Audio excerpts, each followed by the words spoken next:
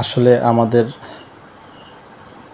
মৃত্যু কার কখন আসে জানি না, তবে যিনি আজকে নটিলায় মারা গেছেন আমাদেরই আত্মীয় স্বজন, বিশেষ করে হচ্ছে যে নতুন পাড়া আবুল কাশেমের আর্মির ছোটো মেয়ের নানি শাশুড়ি, আমতলিতে বাড়ি। উনি আসলে ঘটনাস্থলেই সিএনজিতে আসার সময় ওখানে স্পটেই মারা যান। আর যাকে দেখছেন পা ভাঙছে, পা টোটালি শেষ, ও পাটা তো আসলে আর রাখা সম্ভব না যদি বেঁচে থাকেন। উনি এখন হসপিটালে আছেন চিটাগাংয়ে। হচ্ছে যে সোহেলের খালা, মানে আর্মির আবুল কাশেম আর্মির হচ্ছে যে বেআইন। তো সেক্ষেত্রে আসলে আমরা খুবই কী বলবো, ওদের হচ্ছে যে মৃত্যুটা যে আসলে এরকম আসবে, ওদের ফ্যামিলির সদস্যরাই সবগুলাই ওখানে ছিল, যারা কয়েকজন ছিল ফ্যামিলির সদস্যই।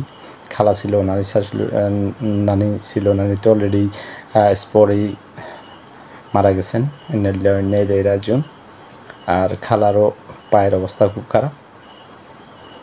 তারপর হচ্ছে যে ফুফু, যিনি বাচ্চা সহ ছিলেন, আল্লাহ তার আসলে কী বলবো, ওনাকে সুস্থ রাখছেন। এমনকি যে ছোটো বাচ্চাটা ছিল ওটা অনেক সুস্থ। তো ওদের জন্য আমরা সবাই দোয়া করব।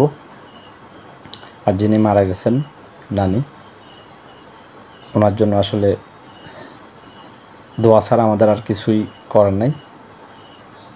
তো ওখানে যারা ছিলেন আসলে ওনার তো স্পটে দেখছেন, সবাই দেখছেন, ওনার জন্য সবাই দোয়া করবেন। এই যে এখন ওনার জানাজা হবে, কিছুক্ষণ পরেই ওনার জানাজা হবে। অলরেডি আমরা ওখানে মুভ করবো, কিছুক্ষণের ভিতরেই যাব ইনশাল্লাহ। সবাই ওনার জন্য দোয়া করবেন।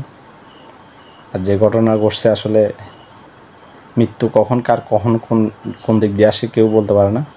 আজকে দুপুরবেলায়ও আমি আসার সময় সেম গাড়িটা আমি নটিলা থেকে দেখছিলাম যে পিছ থেকে ঠেক দিতে দিতে ওগুলো উঠাইছে। তো আমিও সিএনজিতে করে বাড়ির থেকে আসার সময় ওই গাড়িটার পিছিয়ে ছিলাম। তো আমিও ড্রাইভারে বললাম, ভাই তুমি একটু তাড়াতাড়ি চলে যাও এখান থেকে ডাইনে করে। তো যাই হোক, কার মৃত্যু কখন কীরকম আসে কেউ যায় না, এটা সবই উপরওয়ালার ইচ্ছা। একটা না একটা উসুলা দিয়ে তো মৃত্যুটা আসে। তারপর আমাদেরকে সচেতন থাকতে হবে ইনশাল্লাহ। আমরা যেন সচেতন থাকি। এইসব বড় বড় যেগুলো টেলে আছে ওগুলোতে যখন ওঠার সময় গাড়িগুলো ওগুলো পিছিয়ে আসলে সিএনজি রাখাটা ঠিক না। জানি না দোষ গুণ কার, না জানি না বুঝে আসলে কারো দোষ দেওয়া যায় না। এটাই তকদিরে ছিল, ওনার মৃত্যু ওখানেই। সবাই ওনার জন্য দোয়া করবেন, এটা আপনাদের কাছে সবার কাছে রিকোয়েস্ট থাকলো।